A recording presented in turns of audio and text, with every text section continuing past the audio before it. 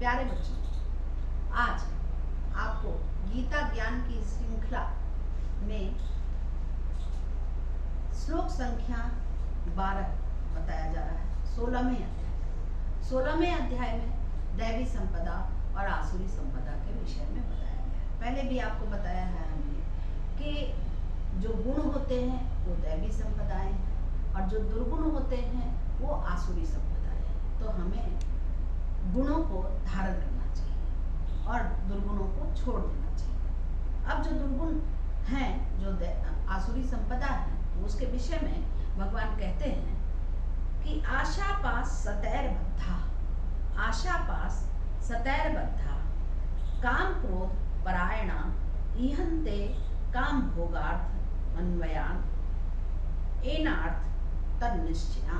वो कहते हैं कि वे आशा की सैकड़ों फांसियों से बंधे हुए मनुष्य काम क्रोध के परायण होकर विषय भोगों के लिए अन्यायपूर्वक धन आदि पदार्थों का संग्रह करने की चेष्टा करते हैं।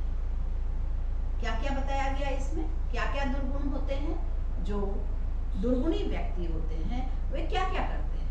वे आशा की सैकड़ों फांसियों से बंधे रहते हैं। बहुत सारी आशाएं होती हैं मनुष्य के मन में। जितनी आशाएं उतनी तृष्णा, उतनी प्यास, जितनी इच्छाएं उतना हम उसके पीछे पीछे भागते रहेंगे। बच्चों, इच्छाएं अनंत है, लेकिन क्या हम अनंत इच्छाओं की पूर्ति कर सकते हैं? नहीं कर सकते। आपका विद्यार्थी जीवन है, आपकी इच्छा क्या होनी चाहिए कि हम बहुत अच्छे से पास करें, अच्छा अंक लाएं, आगे बढ़ें और अच्छे पद प्रतिष्ठा को पाएं। ये आशा होनी चाहिए आपके विद्यार्थी जीवन में। लेकिन इस इच्छा के लिए आपको अपनी इच्छाओं को शक्ति बनाना पड़ेगा। प्रचंड इच्छा शक्ति जब आपके अंदर उत्पन्न होगी तो आप स्वयं कोशिश करेंगी कि हाँ, हमें यह भी पढ़ना है, यह भी पढ़ना है और आगे बढ़ना है। लेकिन केवल आशाएं करते रहे, आशाओं के मकर जाल में फंसे रहे, इधर देखा उधर देखा, ये देखा वो देखा, तो हमें ये भी चाहिए वो भी चाहिए। अगर हम ये सब सोचते रहेंगे तो बहुत सारी आशाएं हमारे अंदर मकर जाल बना लेंगी। और मकर जाल में जब कोई कीड़ा फंस जाता है तो आपने देखा होगा कि वह छटपटाता रह जाता है, लेकिन वह उससे बाहर नहीं निकल पाता। ठीक उसी तरह ये आशाएं जो हैं वो हमें फांसती रहती हैं और हमें इन फांसों से मुक्ति अगर पाना है तो विवेक पैदा करना होगा कि हमें इन इच्छाओं में नहीं बनना है। छोटी सी इच्छा करिए, ज़्यादा इच्छा नहीं करिए, क्योंकि विद्यार्थी जीवन में ज़्यादा इच्छा करने से आप कुछ भी नहीं पाएंगे। अगर आप मैट्रिकुलेशन में हैं तो आप सोचिए कि हम किस तरह से पढ़ें जिससे हमारे अच्छे अंक आ सके, और अच्छे अंक जब आएंगे तो आपकी अच्छी यूनिवर्सिटी में आपका नाम भी लिखा जाएगा। तो हमें आशाएं उतनी ही करनी चाहिए जितनी आवश्यक है।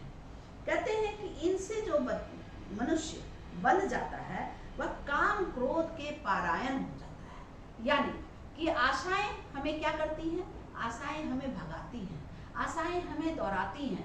आशाएं कहती हैं कि अरे ये कर लो, ये कर लो, वो कर लो, और अगर मुझे नहीं मिलता वो सब चीज़ तो क्या होता है? हमारे अंदर क्रोध होता है, और जब क्रोध होता है तो हम क्रोध के वशीभूत हो जाते हैं, और क्रोध के वशीभूत होने पर मनुष्य गिर जाता है, क्योंकि आशाएं हमें संयमित नहीं रहने देती, हमारे अंदर धैर्य पनपने नहीं देती, हम अधीर हो जाते हैं। इसलिए भी अधिक आशाओं का हमें त्याग कर देना चाहिए और काम क्रोध से लिप्त नहीं होना चाहिए। कामनाएं, बहुत सारी कामनाएं होती हैं मनुष्य की। अगर इतनी सारी इच्छाएं होंगी तो हम क्या कर लेंगे? कुछ नहीं कर पाएंगे। अब देखिए, गांधी जी की क्या इच्छा थी? गांधी जी की इच्छा थी कि हमारा राष्ट्र स्वतंत्र हो। इसके लिए उन्होंने आंदोलन चलाया, पूरे राष्ट्र को एकीकृत किया, हर मनुष्य उनके पद चिन्हों पर चलने लगे, और उसके बाद वास्तव में हमारा राष्ट्र स्वतंत्र हुआ। हाँ, यह सच है कि गांधी जी के साथ बहुत सारे लोग जुटे, तभी हमारा भारत स्वतंत्र हो पाया। लेकिन इच्छा एक थी उनकी, और उसी एक इच्छा के द्वारा वो आगे बढ़ते। ठीक उसी तरह हमारी इच्छा भी एक ही होनी चाहिए कि हाँ हमें क्या करना है, हमारा लक्ष्य तय होना चाहिए। जब हमारा लक्ष्य तय होगा तो हम आगे बढ़ जाएंगे। विवेकानंद की का भी लक्ष्य तय था कि उन्हें राष्ट्र का निर्माण करना है और उन्होंने राष्ट्र का निर्माण किया। रविन्द्रनाथ टैगोर, सुभाष चंद्र बोस आदि जितने भी महापुरुष हुए सबने अपना लक्ष्य तय किया और उस लक्ष्य पर आगे बढ़े। और आपको भी अपने जीवन का लक्ष्य तय करना है कि हमें क्या करना है और आज से अभी से एक लक्ष्य अवश्य बना लीजिए। आगे भगवान कहते हैं कि विषय भोगों के लिए अन्यायपूर्वक धन आदि पदार्थों का संग्रह करने की चेष्टा, यानी हमारे पास अगर अधिक धन नहीं है, अधिक वैभव नहीं है, अधिक ऐश्वर्य नहीं है, अधिक समृद्धि नहीं है, तो हम क्या करते हैं, सोचते हैं यहाँ से धन ले ले, वहाँ से धन ले ले। आपने देखा होगा समाज में इतना भ्रष्टाचार पनपा हुआ है, क्यों? क्योंकि हम लोलुप हो गए हैं, हमारे अंदर लोभ और लालच ऊंची सीमा तक चला गया है। अब उच्च सीमा तक जब ये सब जाएगा तो क्या होगा, हम आगे नहीं बढ़ पाएंगे, हमारा चरित्र सुंदर नहीं हो पाएगा। धन का संग्रह आवश्यक है, लेकिन अधिक धन का संग्रह आवश्यक नहीं है। तिजोरियां भरने से कुछ नहीं होता। अगर तिजोरी में आपसे अधिक, आपके काम से अधिक धन है तो उस धन का वितरण होना चाहिए, धन को भी बांटना चाहिए। धन का स्वभाव है बांटना, बांटा जाना। अगर हम धन को रखे रहेंगे तो कार्य युक्त हो जाएगा वह धन, और ऐसा धन किस काम का।